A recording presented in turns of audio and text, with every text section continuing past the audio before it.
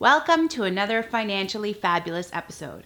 I'm Limor, and while I'm not a financial planner, I'll show you what I've learned.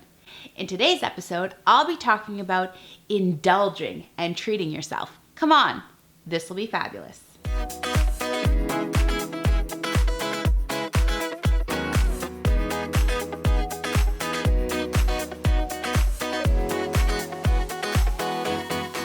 Should you be treating yourself?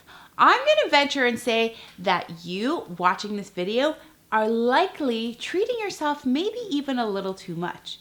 We all want to live fabulous lives. Of course, I do too. But when we think about our finances and being financially fabulous, it's not really a good thing to indulge in every single area of your life. If you spend money in every single area of your life, your bank account's going to be pretty empty, and then you're going to be up late at night feeling really stressed about how much money you have, how much you're spending, maybe even stressed about how much debt you've acquired as a result of that. So what I really recommend is that when you think about indulging, there's nothing wrong with treating yourself. There's nothing wrong with celebrating a milestone. But let's not treat ourselves in every single area of our lives all at once. We should be thinking about what's an area of your life that you really like to indulge in, that you really like to spend money in, and that's where you should be allocating your money. For me, there's actually two areas of my life, well, maybe three, that I really like to spend my money on. The first area that I like to spend money in is on pampering myself.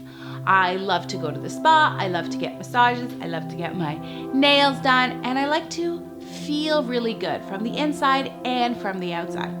The second area of my life that I've spent a lot of money on is shoes. If you were to take a look over at my shoe closet, well, actually, I'd rather you didn't, but you would actually see that I've got tons and tons and tons of shoes. Lots of different high heels. I don't know, for me, especially working in the corporate world, shoes were an accessory that really allowed me to have my personality come through. So I'd be wearing a nice button-down shoe and then some leopard shoes or red shoes or pink shoes, whatever the case may be. But the point is that I've spent money in a few areas of my life and then not in others. Oh, the third area that I said is the kind of sort of maybe is travel. I really like to travel a lot, and I get to do it a lot for business, but I like to travel a lot for pleasure too, getting to see the world. But because those are the areas that are really important to me, there's other areas that I don't spend money on.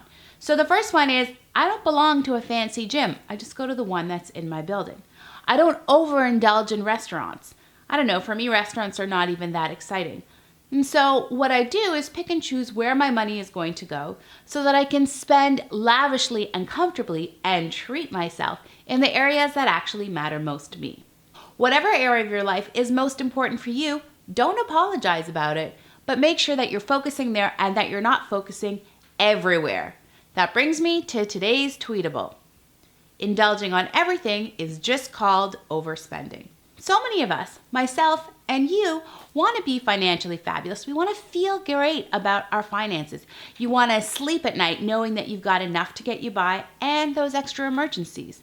A book that I want to share with you that I've read a while back that you might really enjoy is called The Millionaire Next Door. Now, I will tell you this book was published back in 1996, so it is 20 years old at this point.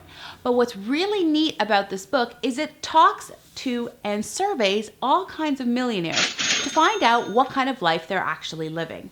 And while $1 million doesn't go quite as far today as it did back in 1996, really the people who had millions of dollars didn't look like they spent millions of dollars because they didn't. They had that money in a bank. They weren't walking around in dripping diamonds. They weren't eating caviar. They weren't driving fancy cars. They were indulging in the areas that were most important to them and then putting money aside. For me, indulging in my financial well-being is actually a really important area. That's what allows me to sleep at night the most. So here's my challenge to you. I want you to think about what are the few areas in your life that are most important for you to spend money on. The ones where you get to treat yourself or have the best element of your lifestyle. Then I also want you to think about if you have some financial goals that you're aspiring to, because those can be your indulgences too. You can access the free downloadable below to help you with this challenge. Also, I'd love it if you'd leave a comment and let me know what it is that you're going to be indulging in. always like to support you on your journeys. Did you like this video? Did you learn something? Subscribe to my channel, it's free, and then share it with your friends. And if you want even more tips and tricks to make your finances fun and exciting, come on over to limor.money and sign up for email updates. Remember, I'm not here to change who you are or how you live your life. I just have strategies to make you even more financially fabulous. Thank you so much for watching, and I'll catch you next time. Till then, stay fabulous.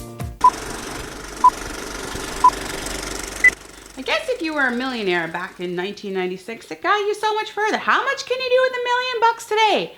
Not a whole lot. Now you gotta have several $1 million. That's why we gotta keep working on it.